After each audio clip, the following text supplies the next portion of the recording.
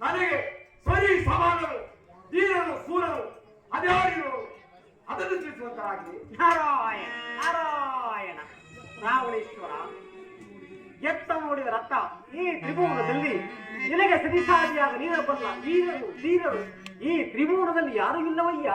ನಾರಾಯಣ ನಾರಾಯಣ.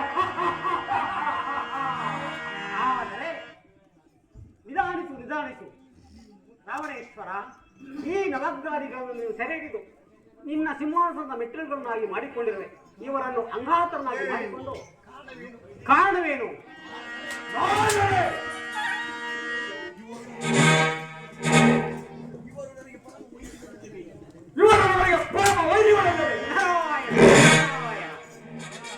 ನಿಮ್ಮ ಪರಾಕ್ರಮಕ್ಕೆ ಏನೆಂದು ಹೇಳಲಿ ರಾವಣೇಶ್ವರ?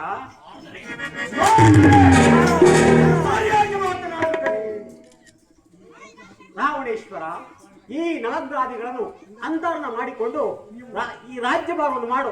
ಆಗ ನಿನ್ನ ಪರಾಕ್ರಮಕ್ಕೆ ಈ ತ್ರಿಭುವನದಲ್ಲಿ ಸರಿಸಾಟಿಯಾಗ ನೀರಬಲ್ಲರು ವೀರರು ಧೀರರು ಅಧ್ಯಾತ್ಮ